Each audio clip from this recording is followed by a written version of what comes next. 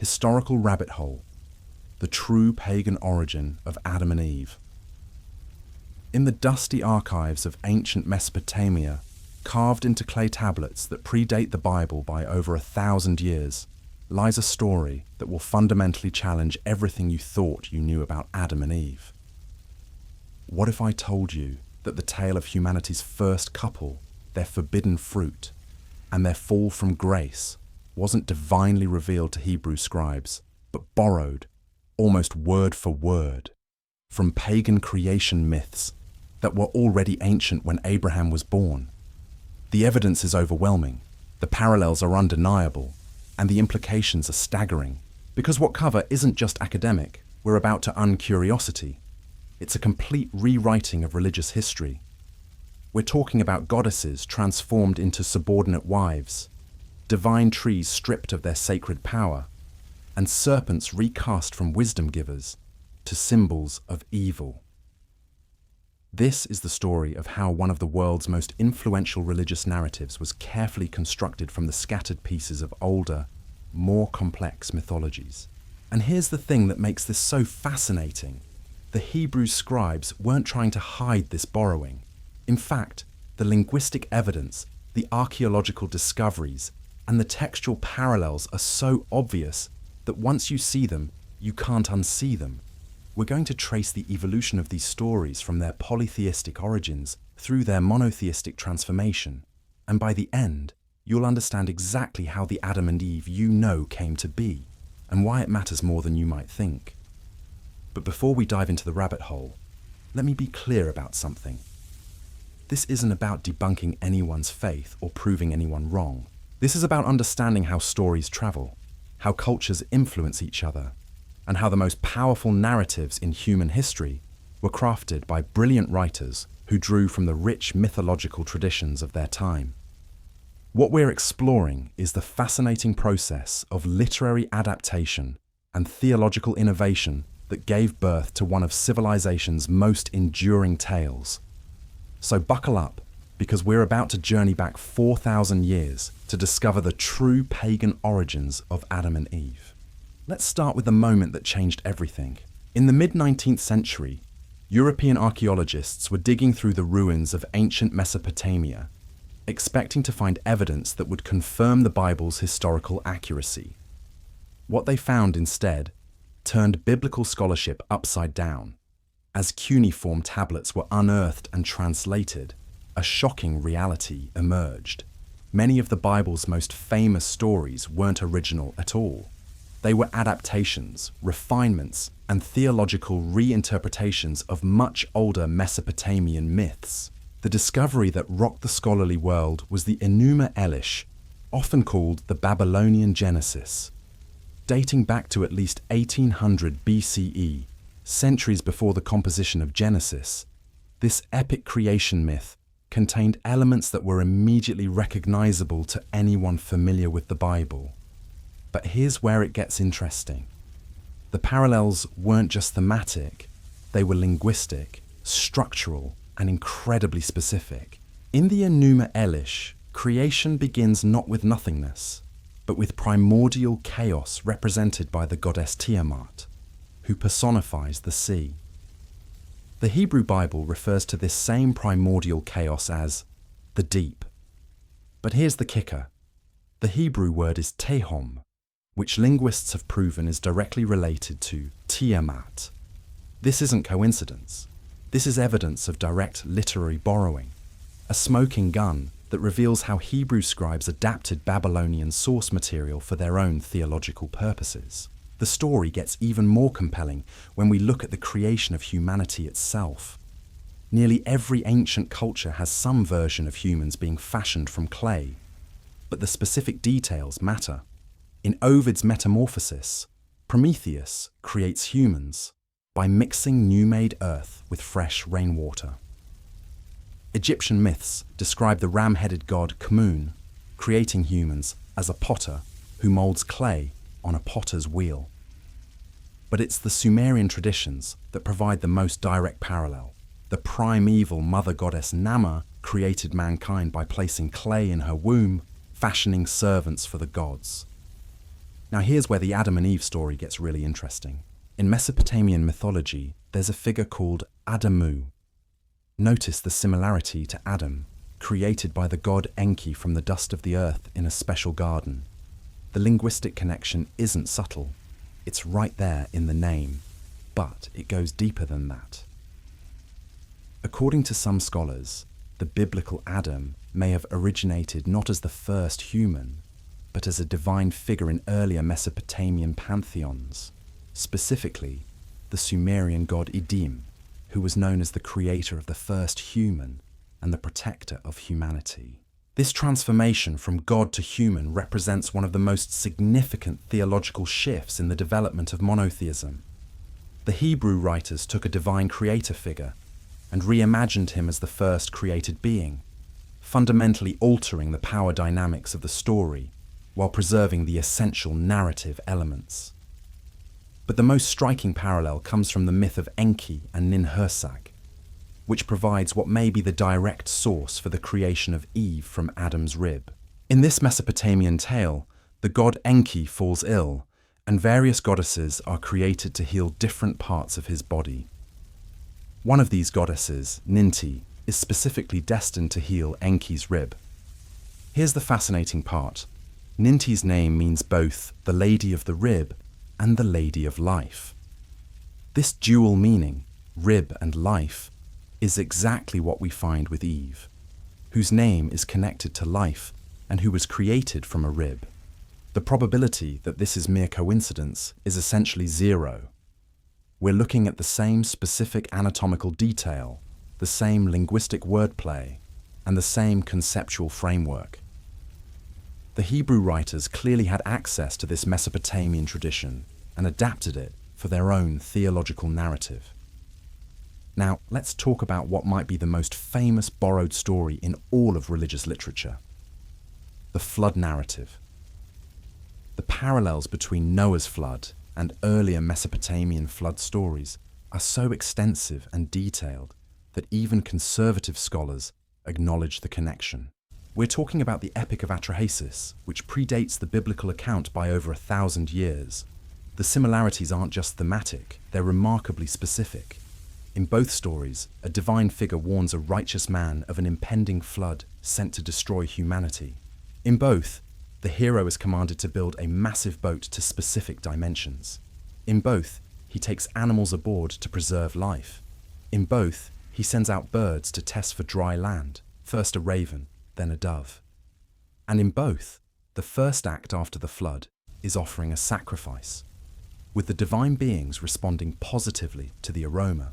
Irving Finkel, one of the world's leading experts on cuneiform texts, concluded definitively, the iconic story of the flood, Noah, and the ark as we know it today certainly originated in the landscape of ancient Mesopotamia, modern Iraq. The evidence is so overwhelming that it's no longer a matter of scholarly debate, it's established fact. But here's what makes this borrowing so sophisticated. The Hebrew writers didn't just copy these stories wholesale, they transformed them, adapting the theological framework to serve monotheistic purposes, while preserving the narrative power that had made these stories compelling for millennia. Where the Mesopotamian flood is sent because humans rebelled against their slave labor to the gods, the biblical flood is attributed to human wickedness and moral corruption. Same story, different theology. The figure of the serpent in Eden provides another fascinating example of this transformation process. To modern readers, especially Christians, the serpent represents Satan and ultimate evil. But to the ancient authors of Genesis, the snake represented something much older, the trickster figure found in mythologies worldwide. From Loki in Norse mythology, to Anansi in African traditions, to Raven in Pacific Northwest Native American myths, the trickster is a universal archetype, a boundary-crossing figure who brings both wisdom and chaos. In the ancient Near East, serpents were universally associated with divine wisdom and power. They were used in divination, healing, and the pursuit of knowledge. The serpent's promise of wisdom in the Garden of Eden would have been entirely consistent with broader cultural expectations. What the Hebrew writers did was take this positive serpent symbolism and reframe it within their theological framework, transforming the wisdom giver into a deceiver.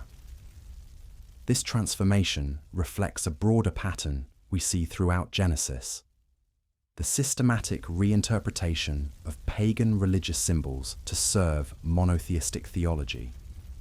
The sacred trees that were central to goddess worship throughout the ancient world become forbidden objects in Eden. The divine feminine figures that played crucial roles in earlier creation myths are either eliminated entirely or transformed into subordinate human characters. Take the figure of Lilith, for example. In Mesopotamian tradition, she was a powerful wind spirit associated with untamed feminine energy. Later Jewish tradition transformed her into Adam's first wife, banished from Eden for refusing to submit to male authority. This transformation reveals how patriarchal monotheism dealt with powerful feminine divine figures from earlier traditions by domesticating them, subordinating them, or casting them as demons. The tree of knowledge of good and evil itself reflects this pattern of transformation. Sacred trees were central to ancient pagan religions throughout the Near East, often associated with goddess figures and divine wisdom. In Norse mythology, Yggdrasil is the cosmic tree of both knowledge and life. Hindu mythology speaks of the Aswatha, the inverted cosmic tree whose roots reach the heavens. The biblical prohibition against eating from the tree of knowledge may represent a direct polemic against these pagan tree worship traditions. What we're witnessing in Genesis is a sophisticated literary and theological project, the careful adaptation of older mythological traditions to serve a revolutionary new religious vision. The Hebrew writers weren't primitive plagiarists. They were skilled theologians and storytellers who understood the power of familiar narratives to communicate new ideas. This process of adaptation and transformation didn't happen in isolation. The crucial period appears to have been the Babylonian exile in the 6th century BCE, when Hebrew scribes found themselves living directly among the keepers of these ancient Mesopotamian traditions. It was during this period of cultural contact and theological reflection that many of the Bible's most famous stories took their final form. The archaeological evidence supports this timeline perfectly. Cylinder seals from post-Akkadian Mesopotamia, dating to around 2300 BCE, show two figures seated on either side of a tree, reaching for its fruit, with a serpent between them. This iconography predates the biblical account by over a millennium, proving that the essential elements of the Eden story were already present in Mesopotamian culture long before Genesis was written. What makes this evidence so compelling is its specificity. We're not talking about vague similarities or universal human themes. We're talking about precise linguistic connections, detailed narrative parallels, and exact iconographic matches. The conclusion is inescapable. The Adam and Eve story, as we know it, was carefully constructed from pre-existing Mesopotamian source material. But here's what makes this discovery so important. It doesn't diminish the power or significance of these stories. Instead, it reveals the sophisticated process by which universal human concerns about origins, morality, and meaning get encoded into narrative form. The Hebrew writers were participating in a tradition as old as civilization itself, the tradition of using story to make sense of existence. Understanding the pagan origins of Adam and Eve opens up entirely new ways of reading these ancient texts. Instead of seeing them as historical accounts or divine revelations dropped from heaven, we can appreciate them as the products of human creativity, theological innovation, and cross-cultural dialogue. We can see how different cultures wrestled with the same fundamental questions and how stories evolved as they traveled from one civilization to another. The implications extend far beyond academic curiosity. Once you understand how these narratives were constructed, you begin to see the patterns everywhere, the way stories adapt, the way theological concepts evolve, the way human cultures influence each other across time and space. You realize that what we call religious truth, is often the product of incredibly sophisticated literary and theological work by ancient writers who were far more cosmopolitan and intellectually curious than we often give them credit for. And we're just getting started, because the rabbit hole goes much deeper than simple borrowing and adaptation. As we'll discover, the transformation of these pagan myths into biblical narrative involved the systematic suppression of feminine divine power, the domestication of nature-based spirituality, and the theological architecture that would shape Western civilization for millennia to come.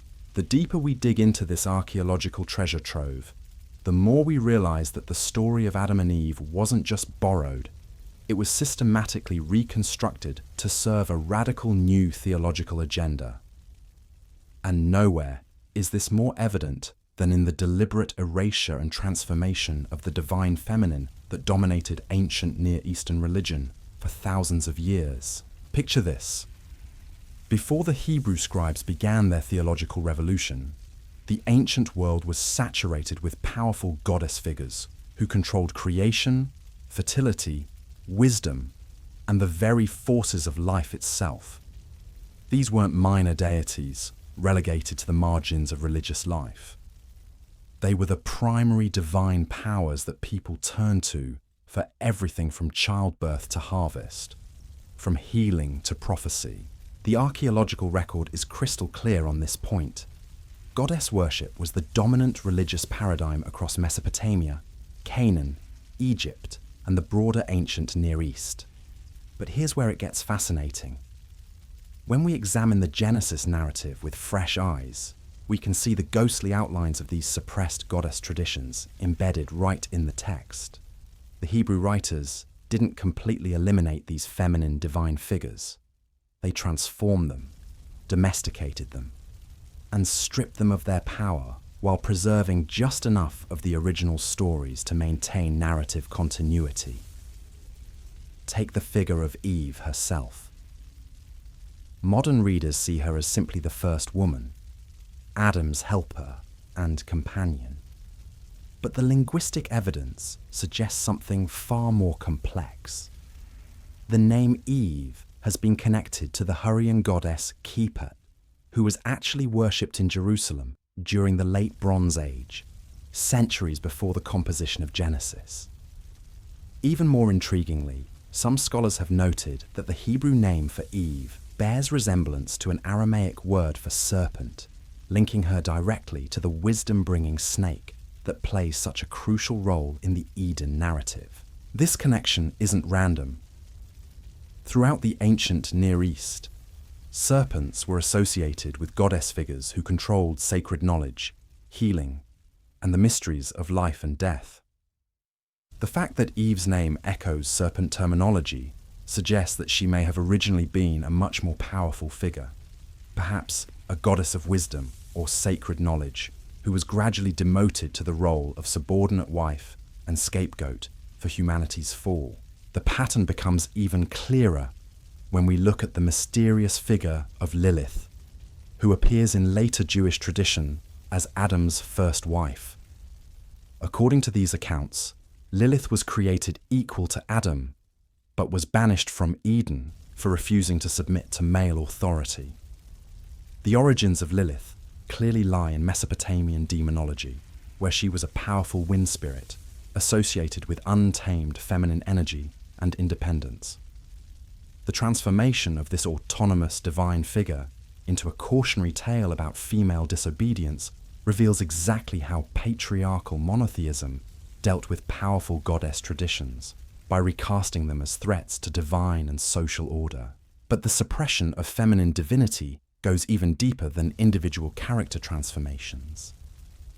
The entire theological framework of Genesis represents a systematic inversion of ancient Near Eastern religious priorities. Where earlier traditions celebrated the creative power of goddesses, Genesis attributes all creative authority to a single male deity. Where earlier myths featured divine couples working in partnership to create and sustain the world, Genesis presents a lone God creating through pure will and word. This wasn't just theological innovation. It was ideological revolution. The Hebrew writers were consciously constructing a religious system that would fundamentally alter humanity's relationship to the divine, to nature, and to each other. And they did it by taking the most compelling elements of older religious traditions and re-engineering them to serve entirely new purposes. Consider the sacred tree traditions that were absolutely central to ancient pagan worship. Throughout the ancient world, sacred trees served as cosmic axes connecting heaven, earth, and the underworld.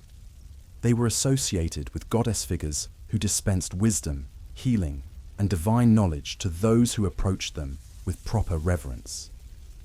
The tree wasn't just a symbol, it was a living conduit to divine power, often tended by priestesses who served as intermediaries between human and divine realms. The tree of knowledge of good and evil in Genesis represents a brilliant theological sleight of hand. The Hebrew writers took this universally recognized symbol of divine wisdom and access to sacred knowledge and transformed it into a forbidden object, a test of obedience rather than a source of enlightenment. Where earlier traditions encourage communion with the sacred tree to gain divine wisdom, Genesis warns that such communion leads to death and exile. This transformation reveals the deeper agenda at work in Genesis. The systematic replacement of experiential nature-based spirituality with rule-based authoritarian religion. Where earlier traditions taught that divine knowledge could be accessed directly through sacred sites, rituals, and communion with divine feminine figures, Genesis establishes a hierarchical system where access to divine truth is mediated exclusively through male authority figures following divine commands. The implications of this theological revolution were staggering. By recasting the quest for wisdom as disobedience, the Hebrew writers fundamentally altered humanity's relationship to knowledge itself. Instead of celebrating the human desire to understand divine mysteries, Genesis presents this desire as the source of all human suffering. Instead of honoring the feminine principle as a source of wisdom and life, it makes women responsible for humanity's fall from grace. But here's what makes this transformation so psychologically powerful. The Hebrew writers didn't completely eliminate the older mythological elements that people found compelling.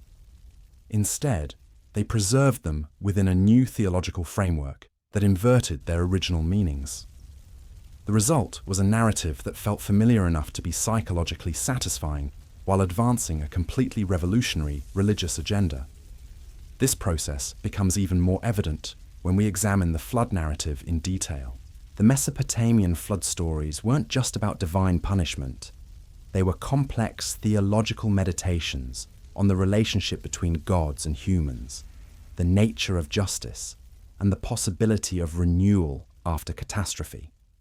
In the Epic of Atrahasis, the flood is sent because humans rebelled against their enslavement to the gods, making it fundamentally a story about resistance to oppression and the divine response to that resistance. The Hebrew adaptation transforms this narrative of rebellion into a story about moral corruption and divine judgment. Where the Mesopotamian version presents a complex political and theological situation with multiple divine perspectives, the biblical version simplifies the narrative into a clear moral framework. Humans become wicked, God responds with judgment, and the righteous are saved. Same basic story structure, completely different ideological message. This pattern of simplification and moral reframing appears throughout Genesis.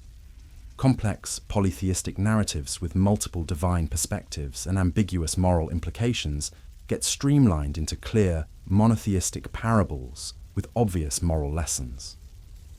The sophisticated theological debates embedded in earlier traditions get reduced to simple obedience-disobedience frameworks.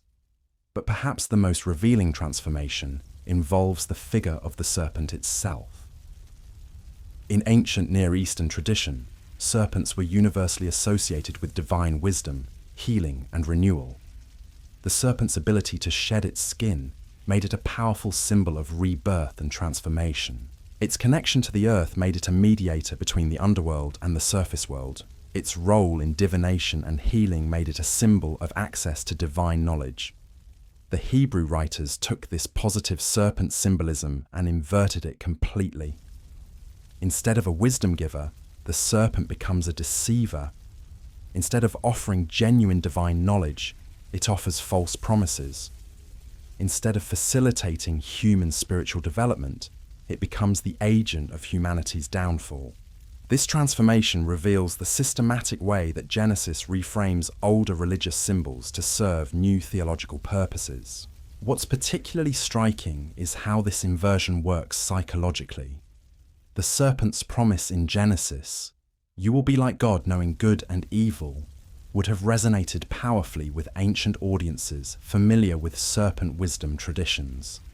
The promise sounds exactly like what serpents offered in older religious contexts: access to divine knowledge and spiritual transformation.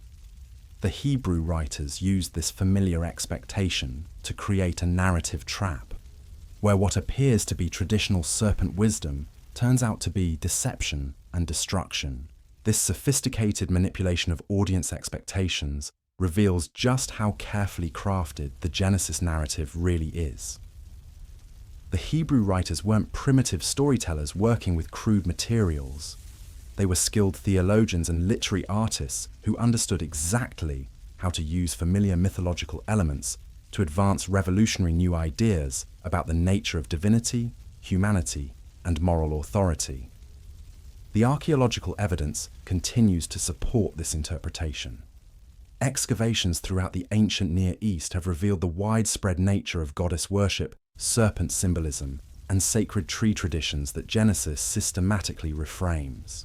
We're not dealing with isolated similarities or coincidental parallels. We're looking at the systematic theological appropriation and transformation of an entire religious worldview. Temple complexes throughout Canaan and Mesopotamia show clear evidence of goddess worship integrated with sacred tree and serpent symbolism.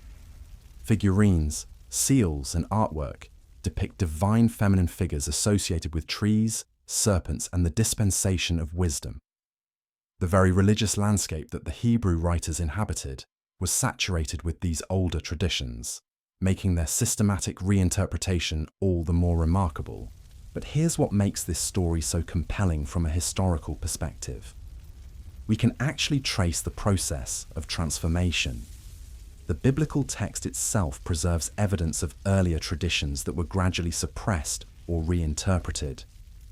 References to Asherah, the Canaanite goddess associated with sacred trees, appear throughout the Hebrew Bible, usually in contexts where the biblical writers are condemning her worship. This suggests that goddess traditions remained popular among ordinary Israelites long after the official theological establishment had rejected them. The tension between popular religious practice and official theological doctrine helps explain why the Genesis narrative had to be so carefully crafted. The Hebrew writers couldn't simply reject the older mythological traditions outright. They were too deeply embedded in the cultural consciousness of their audience. Instead, they had to create a narrative that acknowledged these traditions while fundamentally reframing their meaning and significance. This process of cultural negotiation and theological innovation makes the Adam and Eve story far more interesting than a simple tale of divine revelation or primitive mythology. What we're looking at is evidence of sophisticated intellectual work by ancient theologians who understood how to use familiar narrative elements to advance revolutionary new ideas about the nature of ultimate reality. The implications of this discovery extend far beyond ancient history. Understanding how the Adam and Eve narrative was constructed from older mythological materials reveals the complex process by which religious ideas develop, adapt, and spread across cultures. It shows us that what we often think of as timeless religious truths are actually the products of specific historical circumstances, cultural interactions, and theological innovations by particular communities at particular moments in time. This doesn't diminish the power or significance of these stories. If anything, it makes them more remarkable. The fact that ancient Hebrew theologians could take disparate mythological traditions from across the ancient Near East and weave them into a coherent narrative that has shaped Western civilization for over 2 millennia is a testament to their intellectual sophistication and literary skill. But it also raises profound questions about religious authority, historical accuracy, and the nature of divine revelation that continue to resonate today. Once you understand how these foundational stories were actually constructed, you can never read them the same way again. And as we'll discover, the rabbit hole goes even deeper than literary borrowing and theological adaptation. Because the creation of the Adam and Eve narrative wasn't just about constructing new religious stories. It was about fundamentally restructuring human society itself. The transformation we've been exploring wasn't happening in some abstract theological vacuum. It was taking place during one of the most traumatic and formative periods in ancient Hebrew history, the Babylonian exile of the 6th century BCE. This is when everything clicks into place, when all these mythological borrowings and theological innovations suddenly make perfect historical sense. Picture the scene. Jerusalem has fallen, the temple is destroyed, and the Hebrew intellectual elite find themselves forcibly relocated to Babylon, the very heart of Mesopotamian civilization. They're not just political prisoners, they're cultural refugees, thrust into direct contact with the oldest and most sophisticated mythological traditions in the world. For the first time, Hebrew scribes have unlimited access to the vast libraries of cuneiform tablets that preserve thousands of years of Mesopotamian religious thought. But here's the crucial part. They're not passive recipients of this cultural inheritance. They're traumatized survivors of national catastrophe, grappling with fundamental questions about their identity, their covenant with their God, and their future as a people. The exile isn't just a political crisis. It's an existential emergency that demands new theological frameworks and fresh religious narratives. This is the crucible in which Genesis was forged. The Hebrew scribes weren't simply copying Mesopotamian stories for entertainment or cultural preservation. They were engaged in an urgent project of theological reconstruction, using familiar mythological materials to build a new religious foundation that could sustain their community through crisis and beyond. The Adam and Eve narrative emerges from this context as a sophisticated piece of crisis theology disguised as ancient history. The evidence for this timeline is overwhelming. Linguistic analysis reveals that many of the most distinctively Mesopotamian elements in Genesis show up in Hebrew during exactly this period. Technical vocabulary, narrative structures, and theological concepts that were foreign to earlier Hebrew literature suddenly appear in texts that scholars can date to the exilic and post-exilic periods. We're not looking at gradual cultural transmission over centuries. We're seeing rapid, intensive borrowing during a specific historical moment. But the borrowing wasn't random or unconscious. The Hebrew scribes were making deliberate choices about which elements to preserve, which to modify, and which to reject entirely. Every adaptation served their larger theological and political agenda, creating a religious system that could maintain Hebrew identity while competing successfully with the powerful imperial religions they encountered in Babylon. This competitive dimension is crucial to understanding why the Adam and Eve story took the specific form it did. The Hebrew scribes weren't writing for themselves. They were writing for a community that was constantly exposed to alternative religious narratives that claimed to explain the fundamental questions of human existence. Babylonian creation myths, Persian dualistic theology, Egyptian afterlife doctrines. All of these competing systems offered compelling answers to the same questions that Genesis addresses. The genius of the Genesis narrative lies in how it incorporates familiar elements from these competing traditions while subtly undermining their theological foundations. Take the creation sequence itself. Where Babylonian creation myths feature violent conflicts between chaotic forces and ordering deities, Genesis presents creation as the peaceful, orderly work of a single supreme being. Same cosmic scope, completely different vision of divine power and cosmic harmony. This wasn't accidental. The Hebrew scribes understood that their audience needed a creation story that could compete with Babylonian epics in terms of grandeur and cosmic significance. But they also needed it to advance their own theological agenda about the nature of divine authority and human responsibility. The result is a narrative that feels familiar enough to be psychologically satisfying, while being revolutionary enough to reshape religious consciousness. The Adam and Eve story serves a similar competitive function. Ancient audiences were familiar with stories about primordial humans, divine gardens, and the loss of immortality from multiple cultural traditions. But the Hebrew version takes these universal themes and uses them to advance specific theological claims about the relationship between divine authority and human freedom, the nature of moral knowledge, and the consequences of autonomous decision-making.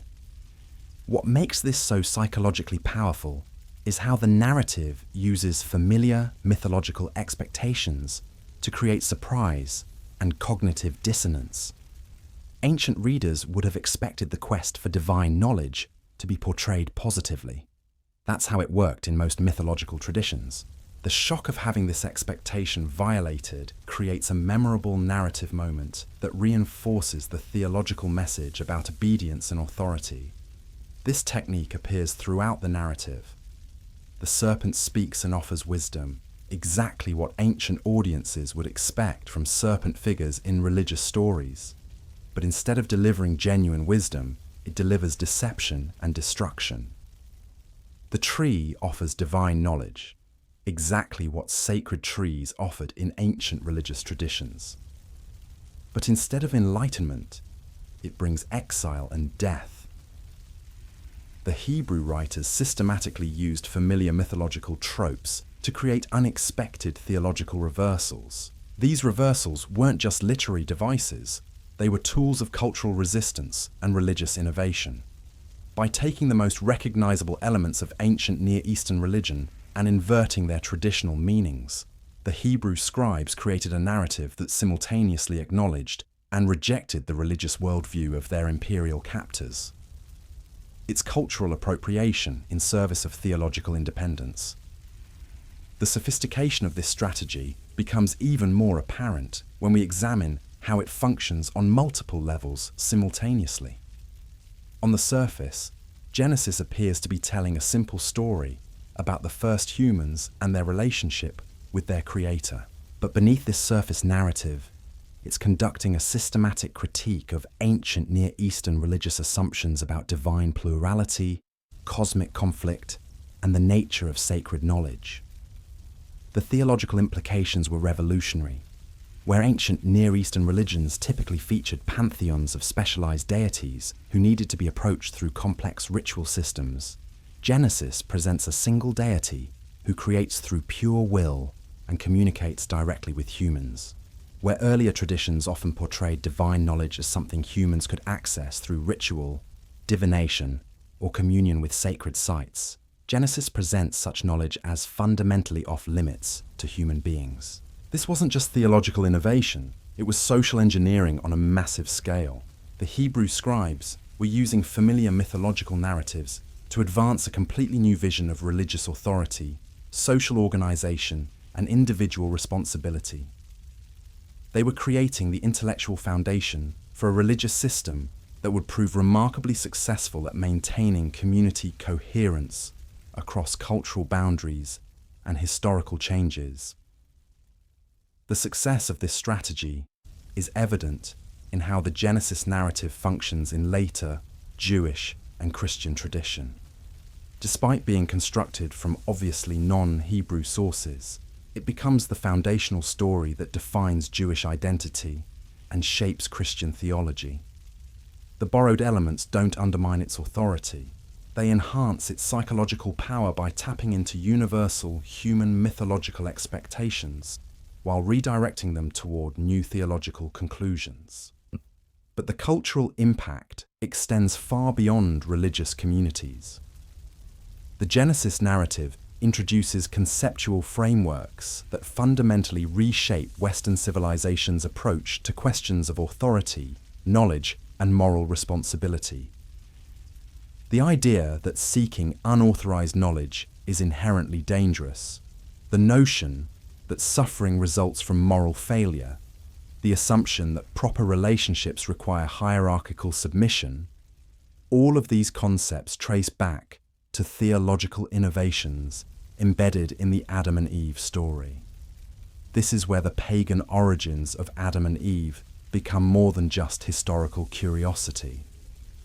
Understanding how these concepts were constructed from earlier mythological materials reveals their contingent, culturally specific character. What often gets presented as universal human truth turns out to be the product of particular historical circumstances and specific theological agendas. The archaeological evidence continues to support this interpretation. Excavations at sites throughout Mesopotamia and the Levant reveal the rich religious landscape from which Genesis emerged. Temple complexes, ritual objects, and artistic representations show how goddess worship, sacred tree traditions, and serpent symbolism functioned in their original cultural contexts before being appropriated and transformed by Hebrew theological innovation. Particularly revealing are the cylinder seals and other artifacts that preserve iconographic traditions predating Genesis by centuries or millennia. These objects show that the essential narrative elements of the Eden story, human figures, sacred trees, serpent wisdom givers, were already established as recognizable mythological motifs long before Hebrew scribes began their theological reconstruction project. What makes this evidence so compelling is its consistency across time and geography. From Sumerian temple art to Babylonian ritual objects to Canaanite religious figurines, we see the same basic symbolic complex appearing again and again: divine feminine figures associated with sacred trees and serpent wisdom. The Hebrew transformation of this complex into the Eden narrative represents not the origin of these traditions, but their systematic theological reinterpretation. This reinterpretation process reveals something fascinating about how religious ideas actually develop and spread. Rather than emerging from divine revelation or pure human creativity, the most influential religious narratives typically result from sophisticated processes of cultural borrowing, theological adaptation, and narrative innovation. The Adam and Eve story exemplifies this process in remarkable detail. The implications for understanding religious authority and scriptural interpretation are profound. Once you recognize how extensively Genesis borrows from earlier mythological traditions, traditional claims about its unique divine origin become much harder to maintain. Instead, what emerges is a picture of brilliant human theological work that deserves respect for its intellectual sophistication and cultural impact, rather than its supernatural origins. This doesn't diminish the story's significance. If anything, it makes it more remarkable. The fact that ancient Hebrew theologians could take disparate mythological elements from across the ancient world and synthesize them into a coherent narrative that has shaped human consciousness for millennia demonstrates extraordinary intellectual achievement. Understanding the pagan origins of Adam and Eve reveals not divine dictation, but human genius working with inherited cultural materials to create something genuinely new. The process of discovery itself tells an important story about how knowledge develops and spreads. For centuries, Genesis was read as a unique, divinely revealed account of human origins. The 19th century archaeological discoveries that revealed its mythological sources created a crisis for traditional interpretation that scholars are still working through today. This ongoing process of reinterpretation shows how new evidence can fundamentally alter our understanding of even the most familiar cultural materials. But perhaps the most important implication involves how we understand the relationship between religious truth and historical accuracy. The pagan origins of Adam and Eve demonstrate that powerful religious narratives don't depend on literal historical accuracy for their cultural significance. Instead, their power lies in their ability to encode universal human concerns about meaning, morality, and identity in memorable, psychologically compelling forms. This perspective opens up new possibilities for reading ancient texts that don't depend on defending their historical accuracy or supernatural origins. Instead of asking whether these stories literally happened, we can ask how they work as cultural artifacts, what psychological needs they address, and how they've shaped human consciousness across time and geography. The Adam and Eve narrative, understood in its full historical and cultural context, becomes a window into one of the most significant intellectual achievements in human history: the systematic transformation of ancient mythological traditions into the foundation of monotheistic religion. The accomplished this transformation weren't passive Hebrew scribes who were recipients of divine revelation. They were creative theologians working with inherited cultural materials to address the urgent needs of their community. Understanding this process doesn't resolve the theological questions that Genesis raises. If anything, it makes them more complex and interesting. But it does provide crucial context for approaching these questions with appropriate intellectual honesty and historical awareness. The pagan origins of Adam and Eve reveal not the failure of religious truth, but the sophisticated human processes through which religious truths get constructed, transmitted, and continuously reinterpreted across cultures and centuries. And we're still not done, because the theological revolution that created the Adam and Eve story didn't just reshape ancient Hebrew religion, it established patterns of religious authority, gender relations, and cosmic understanding that continue to shape Western civilization today. The rabbit hole leads not just backward into ancient history, but forward into the contemporary world, where these ancient theological innovations continue to influence how millions of people understand themselves, their relationships, and their place in the cosmic order. The deeper we excavate these ancient foundations, the more we realize that understanding the pagan origins of Adam and Eve isn't just about correcting historical misconceptions, it's about comprehending the intellectual architecture that still structures much of human religious and moral consciousness. And that architecture, as we're about to discover, was built on foundations that its creators deliberately obscured, creating mysteries that scholars are only now beginning to fully unravel. The theological architecture we've been exploring had consequences that extended far beyond ancient religious debates. What the Hebrew scribes accomplished during the Babylonian exile wasn't just literary adaptation. It was the systematic construction of new frameworks for understanding power, knowledge, and human relationships that would echo through millennia. And nowhere is this more evident than in how these ancient innovations shaped the very foundations of patriarchal authority that continue to influence Western civilization today. Consider what happened to the concept of divine knowledge itself. In the religious traditions that Genesis borrowed from, access to sacred wisdom was typically mediated through priestesses, sacred sites, and direct communion with divine forces. Knowledge wasn't something you received through hierarchical authority. It was something you experienced through ritual participation, mystical encounter, and spiritual discipline. The goddess traditions of the ancient Near East offered multiple pathways to divine understanding, often emphasizing personal transformation and direct spiritual experience. The Genesis narrative fundamentally altered this paradigm. By making the quest for divine knowledge the original sin, the Hebrew writers didn't just tell a story about disobedience. They created a theological framework that would justify restricting access to sacred knowledge to authorized male interpreters for thousands of years to come. The tree of knowledge becomes not a symbol of available wisdom, but a warning about the dangers of unauthorized spiritual seeking. This transformation had immediate practical consequences for how religious communities organized themselves.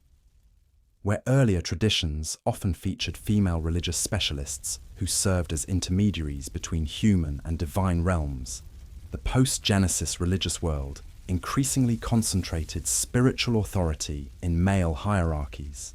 The goddess traditions that had provided alternative sources of religious legitimacy were systematically marginalized, replaced by systems that derived their authority from correct interpretation of divinely revealed texts.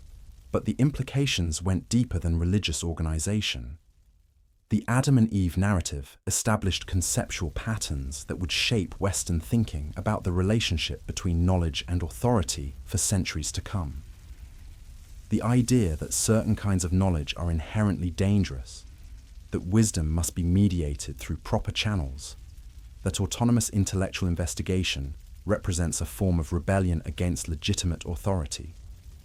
All of these concepts trace their lineage back to the theological innovations embedded in Genesis. The transformation of Eve from what may have originally been a divine wisdom figure into a subordinate human who brings destruction through her desire for knowledge represents one of the most consequential character assassinations in literary history. This wasn't just storytelling, it was the mythological foundation for centuries of restrictions on women's access to education, religious authority, and intellectual autonomy. The narrative doesn't just explain why women suffer in childbirth, it provides theological justification for why they shouldn't be trusted with important decisions. The psychological power of this narrative framework becomes evident when we consider how it continues to influence contemporary debates about education, scientific research, and religious authority. The suspicion of intellectual curiosity that Genesis encodes, the assumption that certain kinds of knowledge are too dangerous for ordinary people to handle, the notion that proper relationships require hierarchical submission, these aren't just ancient ideas preserved in religious texts. They're active conceptual frameworks that continue to shape political and social discourse today. What makes this so fascinating from a historical perspective is how successfully the Hebrew theological revolution obscured its own origins. For most of Western history, the Genesis narrative was read as divinely revealed truth, rather than sophisticated theological adaptation of earlier mythological traditions. This interpretive framework made it almost impossible to recognize the systematic way that Genesis had appropriated and transformed goddess traditions, sacred tree symbolism, and serpent wisdom motifs from across the ancient world.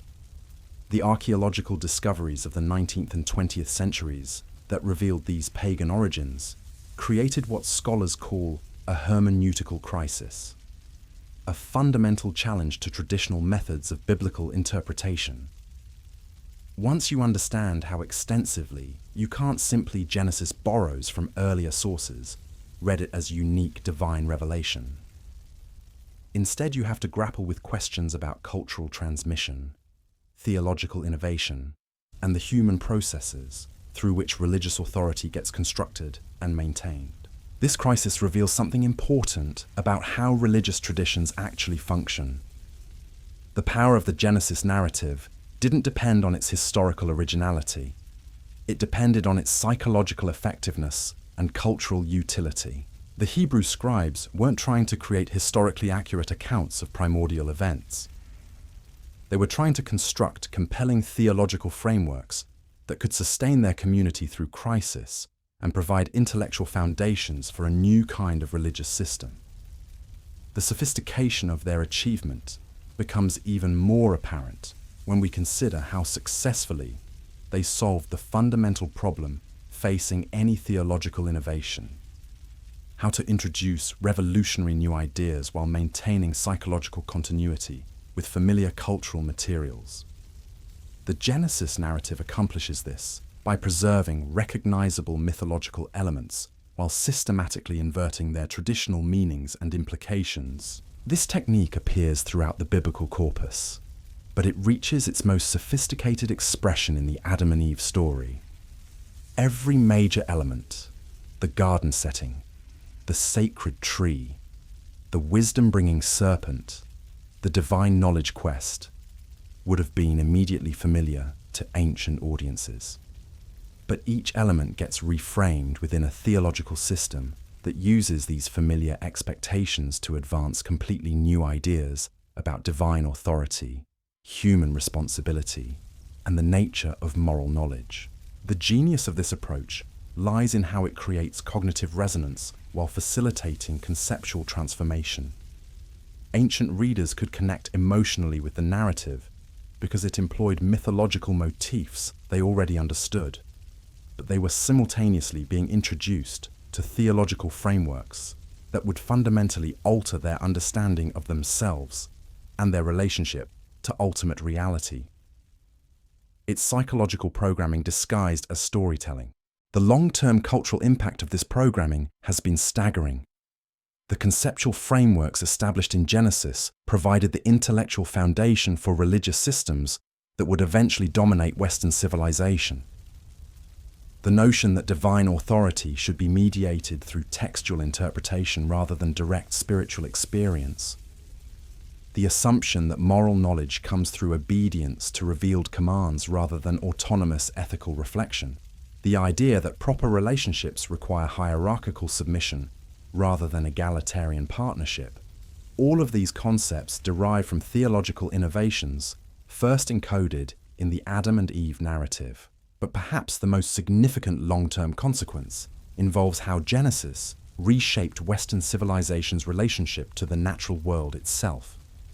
The earlier mythological traditions that Genesis borrowed from typically portrayed humans as embedded within natural systems that were themselves sacred and alive. Goddess traditions emphasized the interconnectedness of all life, the spiritual significance of natural cycles, and the importance of maintaining harmonious relationships with the living earth.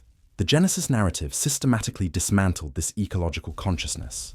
By making humans the pinnacle of creation, by portraying the natural world as existing primarily for human benefit, by removing divine presence from natural phenomena and concentrating it in a transcendent male deity, Genesis laid the intellectual groundwork for the instrumental relationship to nature that would eventually enable both Western technological dominance and ecological destruction. This transformation wasn't accidental. The Hebrew theological revolution was explicitly designed to replace nature-based spirituality with text-based religious authority. Sacred groves, holy mountains, and divine springs, all the natural sites where earlier traditions had located divine presence, get replaced by a single, portable, textual tradition that could maintain religious authority independent of geographical location. It was a brilliant solution to the practical problems facing a displaced community, but it came at the cost of severing the spiritual connections to the natural world that had sustained human communities for millennia. The archaeological evidence reveals the scope of what was lost in this transformation. Excavations throughout the ancient Near East show sophisticated religious traditions that integrated human communities into larger natural and cosmic systems through complex ritual cycles, sacred site networks, and ecological awareness. The goddess traditions that Genesis systematically suppressed weren't primitive superstitions. They were sophisticated spiritual technologies for maintaining sustainable relationships between human communities and the living systems that supported them. The systematic replacement of these traditions with text-based, hierarchically organized religious authority represents one of the most significant cultural transformations in human history. It established patterns of thinking about authority, knowledge, and human nature relationships that would eventually enable both the remarkable achievements and the devastating failures of Western civilization. The Adam and Eve narrative sits at the center of this transformation, encoding the theological assumptions that made it possible. Understanding this historical process doesn't require rejecting the cultural achievements that emerged from it. Western civilization's contributions to human knowledge, artistic expression, and social organization are undeniable. But understanding the pagan origins of foundational narratives like Adam and Eve does reveal the contingent, historically specific character of conceptual frameworks that often get presented as universal human truths. This perspective opens up possibilities for cultural criticism and reconstruction that weren't available when these narratives were understood as divinely revealed truths. Once you recognize how the Genesis story was constructed from earlier mythological materials to serve specific theological and political agendas, you can begin to imagine alternative ways of organizing human relationships, understanding moral authority, and relating to the natural world that draw on different mythological and philosophical traditions. The contemporary relevance of these ancient theological innovations becomes particularly apparent when we consider ongoing debates about religious authority, gender equality, environmental protection, and the relationship between scientific knowledge and spiritual wisdom. The conceptual frameworks established in Genesis continue to influence how these debates unfold, often in ways that participants don't fully recognize or acknowledge. The suspicion of autonomous intellectual investigation that Genesis encodes continues to shape contemporary resistance to scientific findings that challenge traditional religious teachings.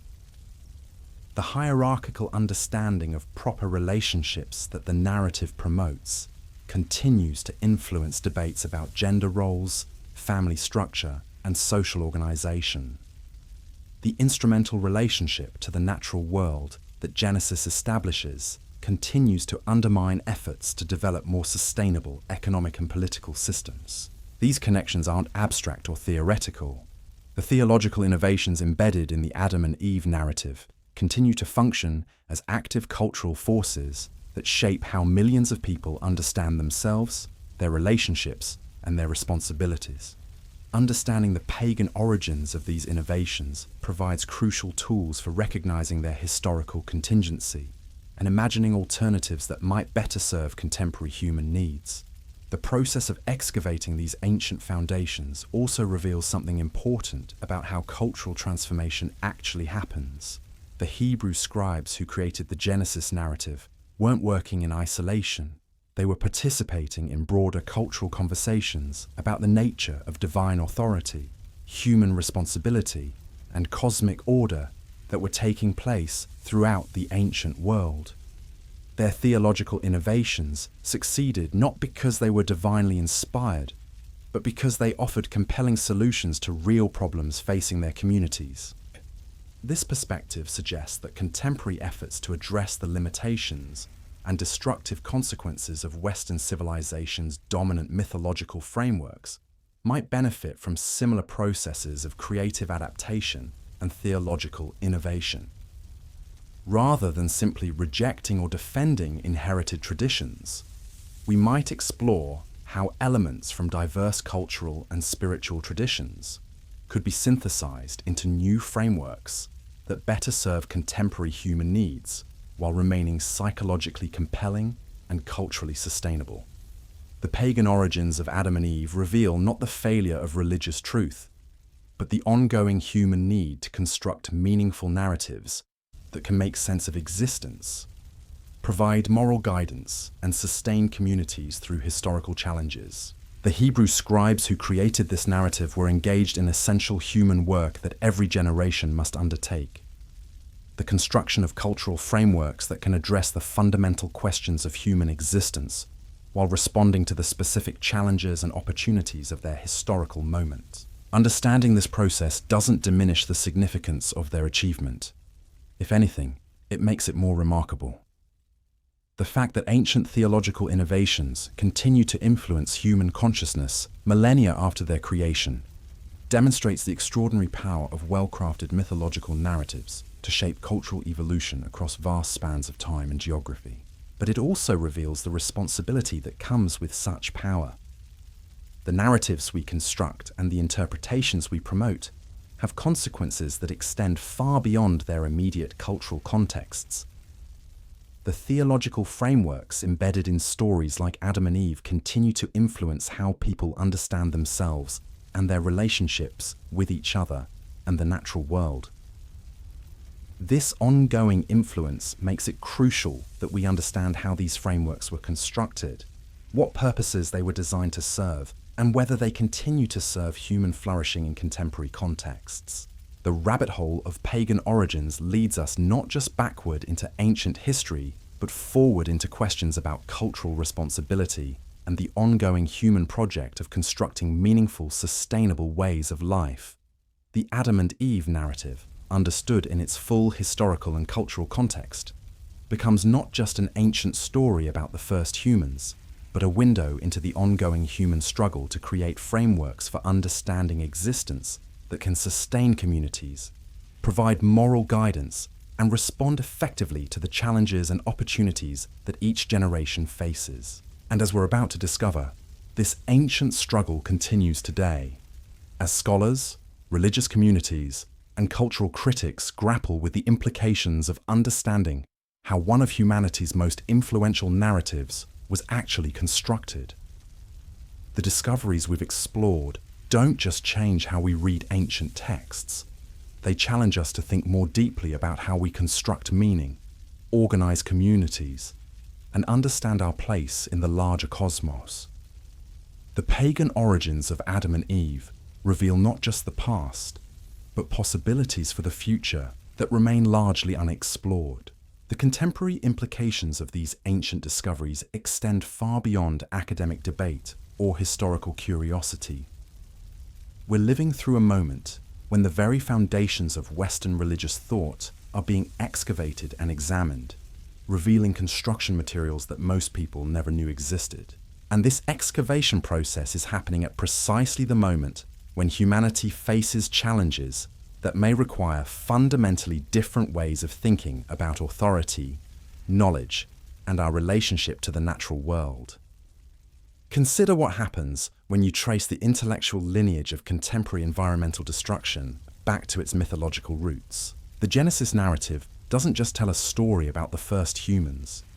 It encodes a specific understanding of humanity's relationship to the natural world that has shaped Western civilization's approach to ecological questions for millennia. The idea that humans are separate from and superior to nature, that the natural world exists primarily for human benefit, that divine presence is located outside rather than within natural systems. All of these assumptions trace back to the theological innovations we've been exploring. But here's where it gets really interesting. The earlier mythological traditions that Genesis appropriated and transformed offered completely different frameworks for understanding human-nature relationships. The goddess traditions of the ancient Near East typically portrayed humans as embedded within sacred natural systems, dependent on maintaining harmonious relationships with the living earth for both physical and spiritual well-being. Sacred trees weren't forbidden objects, they were sources of wisdom and healing.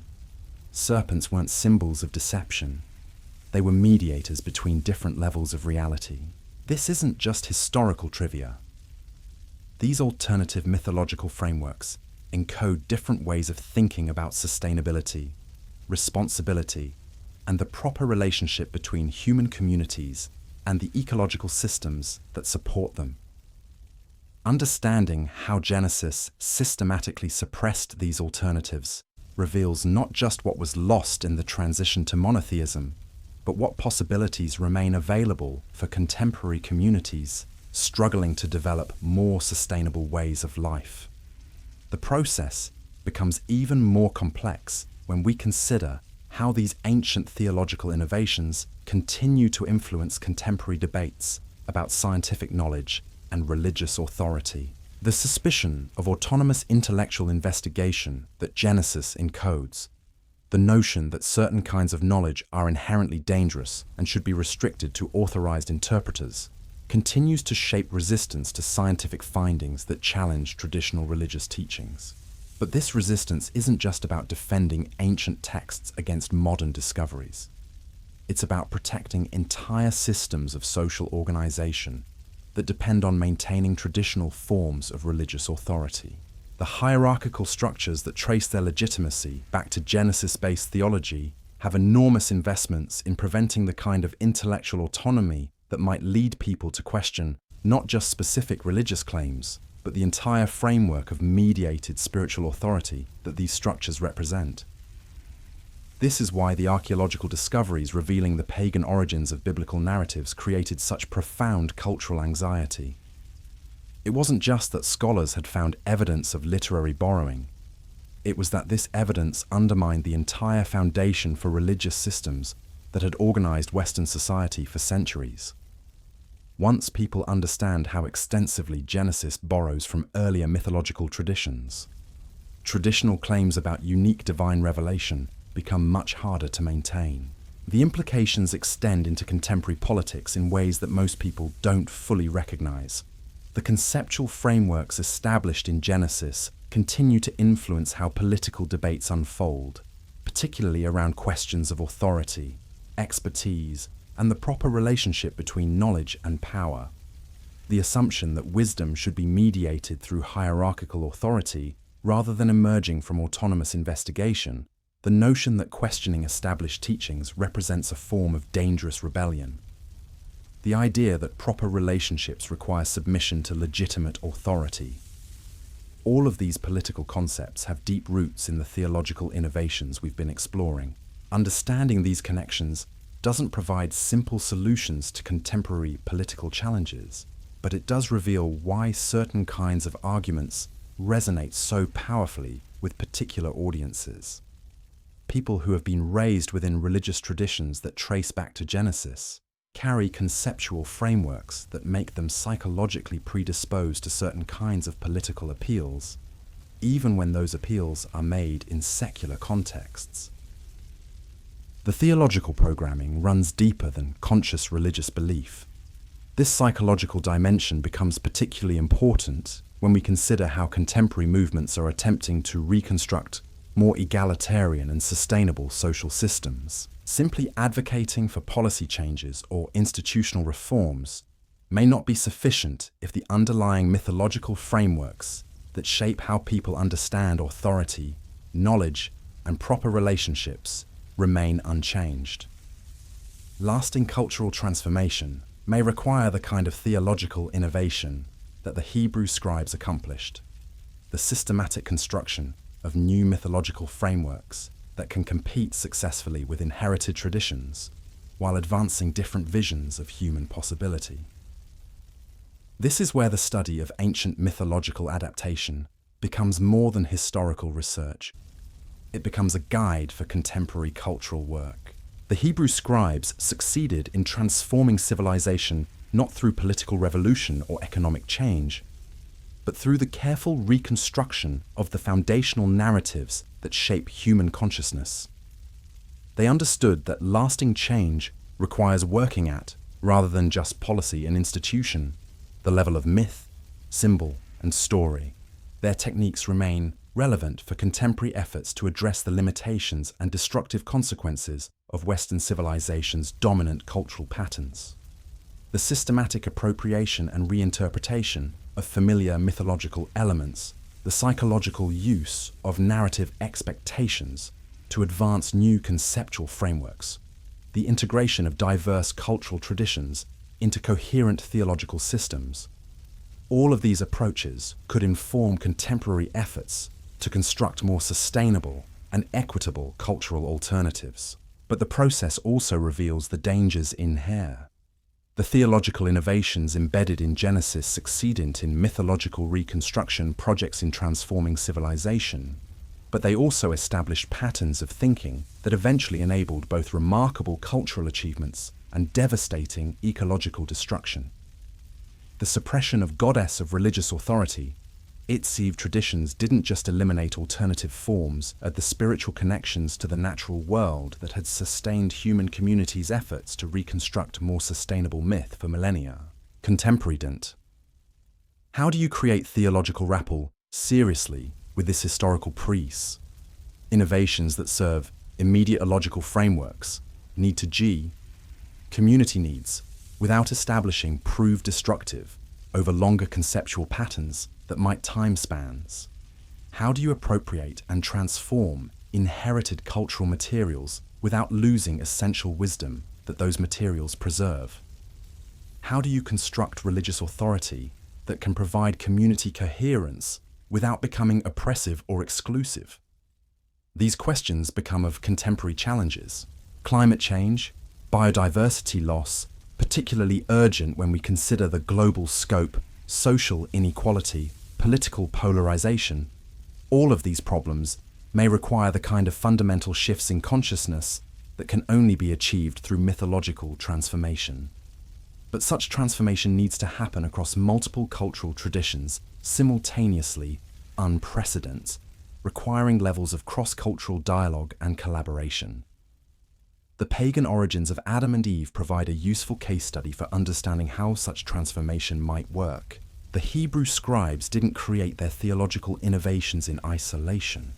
They were participating in broader cultural conversations that that were taking place throughout the ancient world. Their success came partly from their ability to synthesize elements from diverse traditions into frameworks that could compete successfully in a multicultural environment. Contemporary mythological reconstruction might require similar synthetic approaches that draw on wisdom traditions from around the world while remaining sensitive to questions of cultural appropriation and power dynamics. The challenge is to create genuinely inclusive frameworks that can provide psychological coherence for diverse communities while avoiding the homogenizing tendencies that characterized earlier imperial religious systems. The archaeological evidence continues to reveal the richness of the cultural traditions that were suppressed or transformed during the development of monotheism. Recent discoveries in sites throughout the ancient Near East show sophisticated religious systems that integrated ecological awareness, gender equality, and decentralized spiritual authority in ways that might inform contemporary efforts to construct more sustainable cultural alternatives. These weren't primitive societies that needed to be replaced by more advanced religious systems. They were complex civilizations that had developed spiritual technologies for maintaining sustainable relationships between human communities and the natural systems that supported them. Understanding what was lost in the transition to monotheism provides crucial perspective for contemporary efforts to address the ecological and social crises that Western civilization now faces. The theological innovations that created the modern world also established the conceptual frameworks that make it difficult to respond effectively to the consequences of those innovations. Breaking out of these patterns may require recovering and adapting elements from the mythological traditions that were systematically suppressed during the formation of Western religious thought. But this recovery process needs to be informed by honest acknowledgement of why those traditions were suppressed in the first place. The Hebrew theological revolution succeeded partly because it offered solutions to real problems that earlier religious systems hadn't addressed effectively. The goddess traditions of the ancient world, however sophisticated their ecological awareness, often struggled to maintain political coherence in the face of imperial expansion and cultural disruption. The nature-based spiritual systems that Genesis replaced, however sustainable their environmental practices, sometimes lack the institutional structures needed to preserve their wisdom across generational changes and geographical displacement. Contemporary efforts to reconstruct more sustainable mythological frameworks need to address these historical limitations while preserving the essential insights that earlier traditions developed. This requires sophisticated understanding of how religious systems actually function in practice, not just how they appear in idealized descriptions. It requires attention to questions of institutional sustainability, cross-cultural translation, and practical implementation that go beyond the construction of compelling narratives. The ongoing scholarly work of excavating and interpreting ancient mythological traditions provides essential resources for this reconstruction project, but it also reveals the complexity of the challenges involved. Every new archaeological discovery adds nuance to our understanding of how religious systems actually functioned in their original cultural contexts, but it also complicates efforts to adapt elements from those systems for contemporary use. The cylinder seals, temple complexes, and ritual objects that preserve evidence of ancient goddess traditions don't just show us alternative ways of organizing religious authority, they reveal entire worldviews that integrated spiritual practice, social organization, and ecological awareness in ways that are difficult for people raised in Western cultural contexts to fully comprehend. Adapting elements from these traditions requires not just intellectual understanding, but psychological and spiritual transformation that may take generations to accomplish. This long-term perspective is crucial for understanding why the Hebrew theological revolution was so successful and why contemporary efforts to construct alternative mythological frameworks face such significant challenges. The Genesis narrative didn't transform civilization overnight. It established conceptual foundations that took centuries to fully develop their cultural implications. Contemporary reconstruction efforts need to think in similar timescales, focusing on establishing intellectual and spiritual foundations that can support long-term cultural evolution rather than expecting immediate practical results. The educational implications are particularly important. The discovery of the pagan origins of biblical narratives creates opportunities for teaching approaches that help students understand how religious traditions actually develop and change over time. Instead of presenting religious texts as timeless truths or primitive mythologies, educators can explore them as sophisticated examples of theological innovation and cultural adaptation that remain relevant for understanding contemporary challenges. This educational approach requires careful attention to questions of religious sensitivity and cultural respect, but it also offers possibilities for helping students develop more nuanced understanding of how religious authority actually functions and how spiritual traditions can be evaluated and adapted for contemporary needs. Understanding how the Adam and Eve narrative was constructed from earlier mythological materials provides a concrete example of how human communities have always engaged in the ongoing work of mythological reconstruction.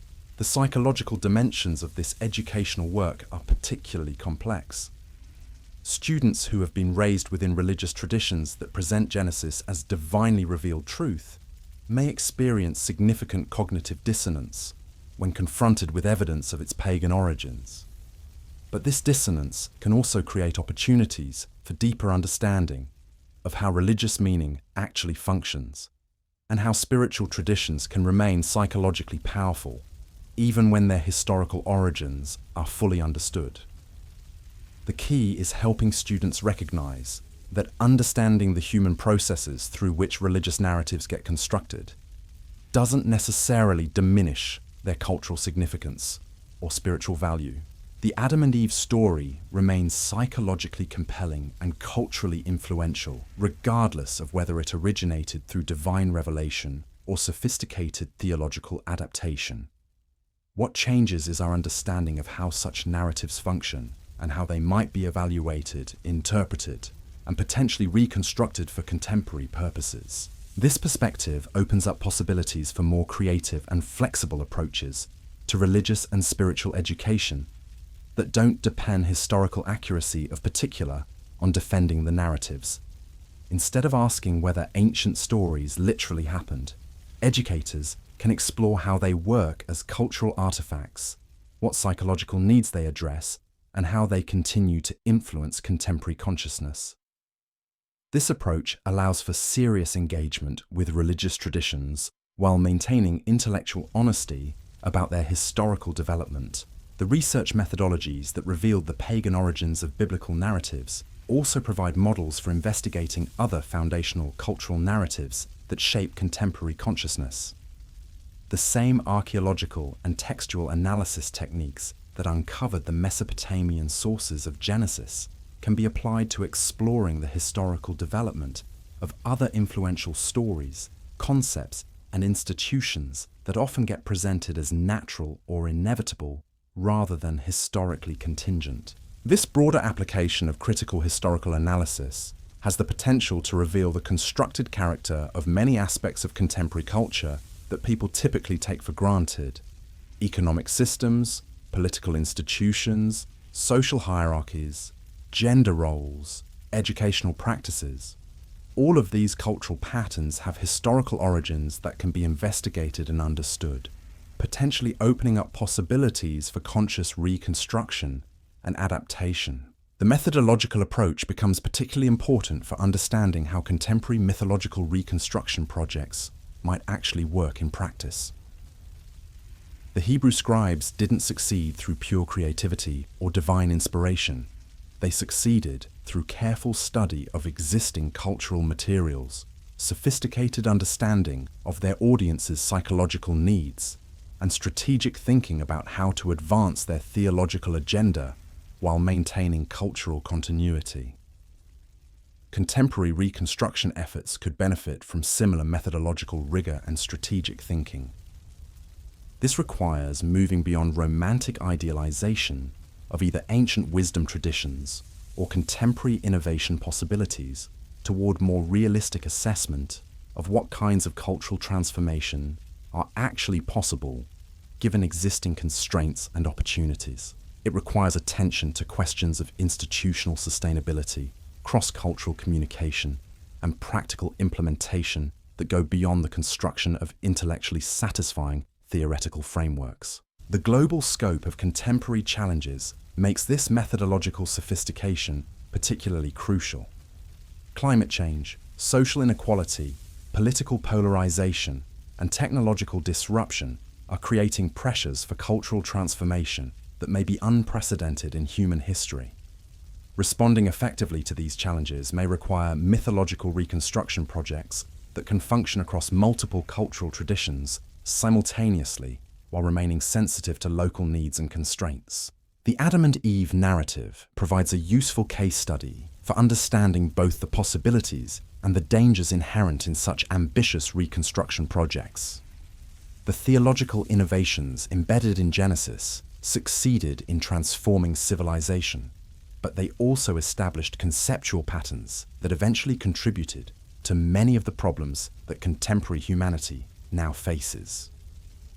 Learning from this historical precedent could help contemporary reconstruction efforts avoid similar unintended consequences while preserving the transformative potential that makes mythological innovation so powerful. The discoveries we've explored reveal not just the pagan origins of one particular biblical narrative, but the ongoing human need to construct meaningful frameworks for understanding existence that can sustain communities through historical challenges while remaining adaptable to changing circumstances. This need continues today as communities around the world struggle to develop cultural alternatives that can address contemporary challenges while preserving essential human values and possibilities. Understanding how the Adam and Eve narrative was actually constructed provides crucial tools for participating consciously in this ongoing cultural work. Instead of being passive recipients of inherited mythological frameworks, we can become active participants in the continuous human project of constructing and reconstructing the stories, symbols, and conceptual systems that shape consciousness and guide community life. The rabbit hole of pagan origins leads us ultimately not just backward into ancient history, but forward into questions about cultural responsibility and human possibility that remain as urgent today as they were for the Hebrew scribes working in Babylonian exile nearly 3 millennia ago. Their theological innovations continue to influence human consciousness because they address fundamental questions about authority, knowledge, and relationship that every generation must answer for itself. The difference is that we now have access to historical perspective that reveals how such innovations actually work and what their long-term consequences might be. This perspective doesn't provide simple answers to contemporary challenges, but it does offer tools for approaching those challenges with greater sophistication and historical awareness. The pagan origins of Adam and Eve reveal not just the past, but possibilities for conscious participation in the ongoing evolution of human consciousness that remain largely unexplored. So here we are, 4,000 years after Hebrew scribes first put stylus to clay in the libraries of Babylon, and the implications of what we've discovered are still unfolding. We've traced the Adam and Eve story from its pagan origins through its brilliant theological transformation, revealing not divine dictation, but human genius, working with inherited cultural materials to create something genuinely revolutionary. The evidence is overwhelming. The linguistic connections to Tiamat and Tehom, the Mesopotamian Adamu, the goddess Ninti, whose name means both Lady of the Rib and Lady of Life, the flood narratives that predate Noah by over a millennium, the systematic transformation of serpent wisdom into serpent deception. What we've uncovered isn't just academic curiosity. It's the archaeological fingerprints of one of history's most sophisticated theological reconstruction projects. But perhaps the most remarkable thing about this discovery is what it reveals about the ongoing human need to construct meaningful narratives that can sustain communities through crisis, while remaining adaptable to changing circumstances. The Hebrew scribes weren't primitive plagiarists. They were brilliant cultural architects who understood how to use familiar mythological elements to advance revolutionary new ideas about authority, knowledge, and human possibility. Understanding this process doesn't diminish the power of these ancient stories. If anything, it makes them more remarkable. The fact that theological innovations created during the Babylonian exile continue to shape human consciousness millennia later demonstrates the extraordinary power of well-crafted mythological narratives to influence cultural evolution across vast spans of time. And here's the thing. This process of mythological reconstruction isn't finished. It's ongoing. Every generation faces the challenge of constructing cultural frameworks that can address fundamental questions about existence while responding to the specific challenges of their historical moment. The rabbit hole of pagan origins leads us not just backward into ancient history, but forward into our own responsibility as conscious participants in the continuing evolution of human consciousness. The ancient scribes who gave us Adam and Eve were doing essential human work that we're still called to do today. The only question is, what stories will we choose to tell?